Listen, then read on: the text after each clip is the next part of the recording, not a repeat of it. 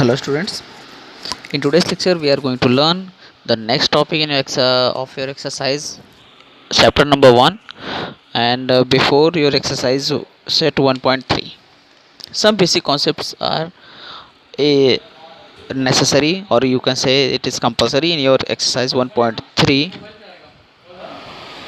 Okay, so let's see the total concept of the exercise 1.3. That is, the first concept is conditional statement and converse statement. What is conditional statement? Conditional statement, students, you can say that the statement which can be written in the form of if something is in between if dot dot dot and then.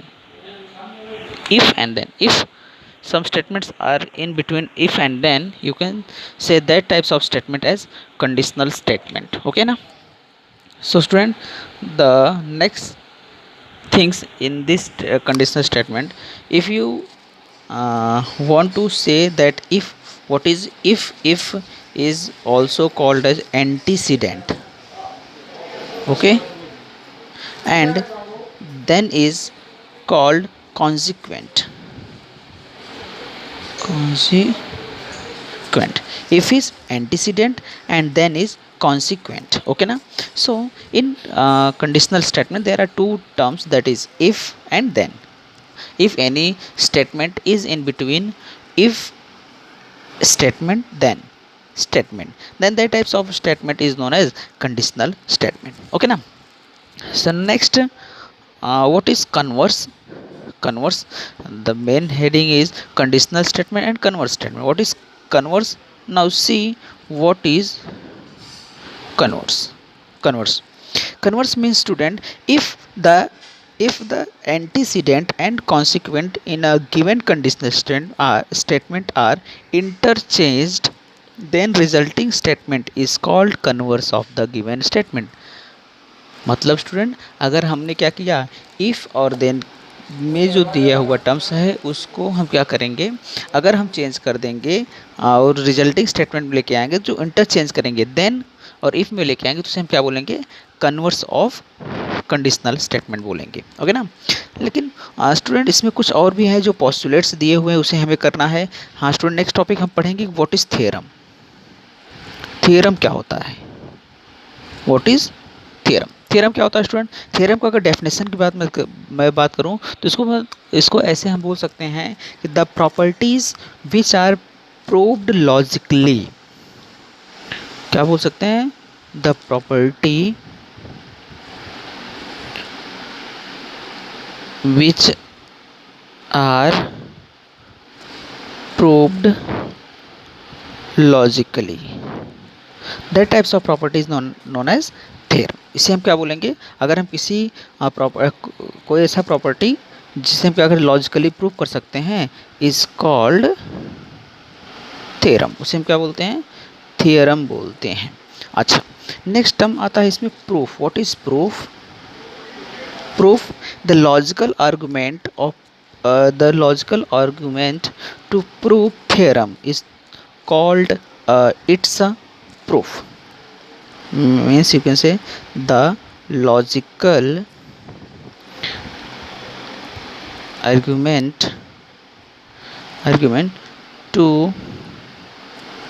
prove a theorem is called its proof. उसका क्या कहलाएगा student? Proof कहलाएगा। अब student ये तो हमारे basic चीज़ें थे, कुछ चीज़ें हम और भी पढ़ेंगे इस टॉपिक में जिसमें हम कर सकते हैं सम ऑफ यूक्लिड्स पोस्टुलेट्स ना, कुछ हम देख लेते हैं यूक्लिड्स पोस्टुलेट्स के बारे में। Next topic is Euclid's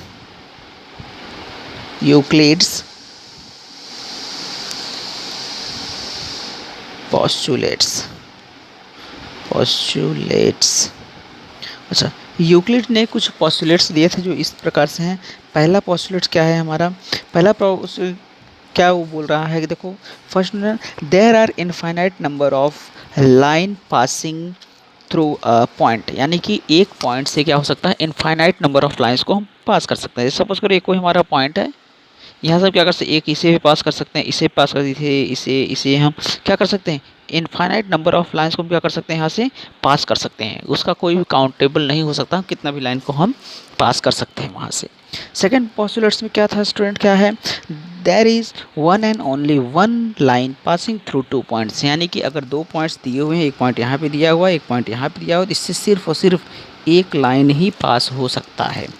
third condition क्या दिया हुआ है students, a circle of given radius can be drawn taking any point as its centre, यानी दिए हुए अगर कोई सपोज करो कोई रेडियस दिया हुआ है, सपोज करो रेडियस दिया हुआ है, radius is equals to R. अब हम क्या कर सकते हैं, कहीं पे भी इसका सेंटर बना के उतना फिक्स रेडियस का हम एक सर्कल सपोज करो, यहाँ पे हमने बना दिया और यहाँ से यहाँ तक डिस्टेंस आर है, तो इससे हम क्या कर सकते हैं, एक सर्कल को ड्रा कर सकते हैं।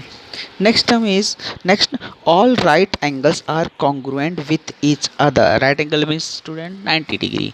ऐसा क्या बोल रहा है, क्या बोला नेक्स्ट पॉइंट में, कि सभी राइट एंगल जो होते हैं वो क्या होते हैं, एक दूसरे के कॉन्ग्रुएंट होते हैं, एक दूसरे के कॉन्ग्रुएंट होते हैं। नंबर 4 था, all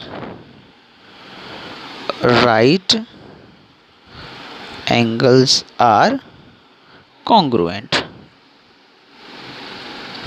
Next, topic number 5, if two interior angles formed on a side of a transversal of two lines adds up to less than two right angles, then the lines produced in that direction intersect each other. वो क्या करेंगे, एक दूसरे को cut करेंगे। अगर दो line है, दोनों लाइन अगर किसी थर्ड लाइन पे इंटरसेक्ट है, सपोज करो ये ऐसा है, कुछ इस तरीके का लाइन है, ये कुछ एंगल है और कुछ एंगल ये है, एंगल ए और एंगल सपोज करो बी है, तो ये क्या करेगा, ये जो लाइन है हमारा, इस लाइन पर अगर ए और बी इस तरीके से हैं, तो ये कहीं ना कहीं जाके एक दूसरे को कट करेगा ही करेगा। कब, जब if A plus B does not equals to 180, अगर a प्लस बी अगर 180 नहीं होगा तो क्या हो जाएंगे, कहीं ना कहीं एक दूसरे को इंटरसेक्ट करेंगे। अब स्टूडेंट हम आते हैं अपने एक्सरसाइज 1.3 पे। प्रैक्टिस सेट हम देख लेते हैं 1.3।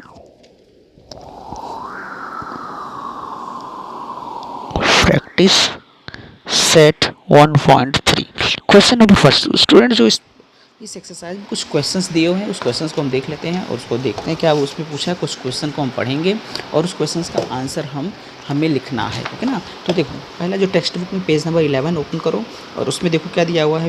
पहला क्वेश्चन दिया हुआ है कि right the following statement in if and then form. किस में हमें करना है, इफ़ और देन में करना है, यानी कि कंडीशनल स्टेटमेंट हमें बनाना है। कंडीशनल स्टेटमेंट का मतलब ये भी होता है स्टूडेंट कि वो कंडीशन पे अकॉर्डिंग होगा, यानी कि अब जो स्टेटमेंट दिया जाएगा उसमें हम क्या करेंगे, कंडीशन बनाएंगे और उसके बाद उसको हम प्रूफ करके दिखाएंगे, ओके ना।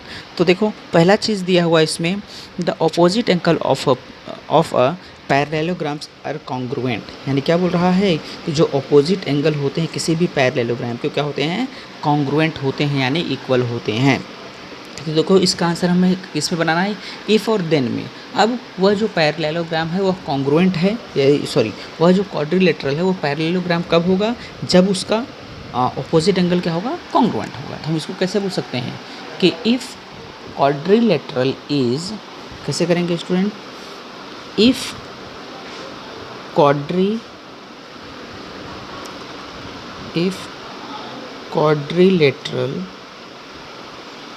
quadrilateral is a parallelogram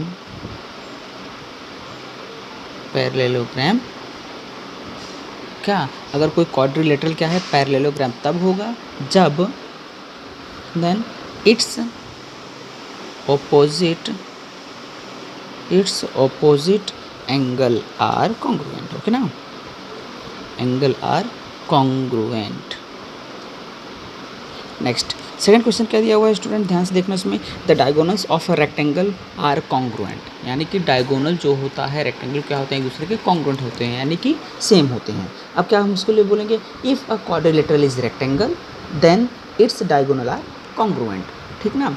third question पर अगर हम जाए तो उसमें बोल रहा है, in an isosceles triangle the segment joining the vertex and the midpoint of the base is perpendicular to the base, ये दिया हुआ है। इसको हम कैसे कर सकते हैं, इफ़, इसको देखो इफ़ और देन में कैसे करेंगे, if a triangle is an isosceles triangles अगर कोई आइसोस्केलेस ट्राइंगल है then the segment joining the vertex and the mid point of the base is perpendicular to the base, okay ना। तो इस तरीके से हम इसको इफ और देन की कंडीशन में कर सकते हैं। ये तो क्वेश्चन नंबर 1 का पहला, दूसरा और तीसरा था। दूसरा तीसरा खुद से कर लेना स्टूडेंट। क्वेश्चन नंबर 2 पे अगर हम चलें, क्वेश्चन नंबर 2 क्या बोल रहा है, right the converse of the following statement. यानी कि अब क्या होगा, जो दिया हुआ स्टेटमेंट है वो स्टेटमेंट हमारा इफ और देन में दिया होगा, उसे में क्या करना है, अपने स्टेटमेंट में कन्वर्स में कन्वर्ट करना है। तो देखो पहला क्या दिया हुआ है, the alternate angle found by two parallel lines and their transversal are congruent, ऐसा बोल रहा है। इसको हम क्या बोल सकते हैं, कन्वर्स में कैसे कन्वर्ट करेंगे, if alternate angle made by two lines and its transversal are congruent then the line are parallel, okay. Second question क्या दिया हुआ है, if a pair of interior angle made by a transversal of two lines are supplementary then the lines are parallel. अब इसको हम converse में कैसे करेंगे, इसको हम कन्वर्स में ऐसे करेंगे student, if two parallel lines are intersected by a transversal then the interior angles so formed are supplementary. Third question क्या दिया हुआ है स्टूडेंट, दिया हुआ है the diagonals of a rectangle are congruent. अब इसको हम कैसे कन्वर्ट करेंगे, if the diagonals of quadrilateral is congruent then that quadrilateral is a rectangle. तो स्टूडेंट हम इस तरीके से क्या कर सकते हैं, अपना कन्वर्स भी कर सकते हैं और हम कंडीशनल स्टेटमेंट को भी दिखा सकते हैं। तो स्टूडेंट ये जो हमारा डेफिनेशन है, डेफिनेशन क्या, हमने कंडीशनल स्टेटमेंट पढ़ा, कन्वर्स पढ़ा, थ्योरम पढ़ा, प्रूफ पढ़ा और फिर यूक्लिड्स के कुछ पोस्टुलेट्स को हमने पढ़ा। ये सब हम फिर से रिवाइज करेंगे और नेक्स्ट लेक्चर में हम क्या करेंगे, नेक्स्ट चैप्टर को क्लियर करेंगे। अगर इस चैप्टर में कोई भी डाउट है तो उसको हम क्या करेंगे, नेक्स्ट मुझे क्वेरी में डालना और उन सारे क्वेरीज़ को मैं क्या करूँगा, सॉल्व करके दिखाऊंगा। जो भी क्वेश्चंस रहेंगे उसको मैं प्रूफ करके बताऊंगा, जहाँ पे भी प्रॉब्लम रहेगा उसको हम सॉल्व करेंगे, ओके ना। सो नेक्स्ट लेक्चर में हम बात करेंगे अपने चैप्टर नंबर 2 की, दैट इज़ पैरेलल लाइंस।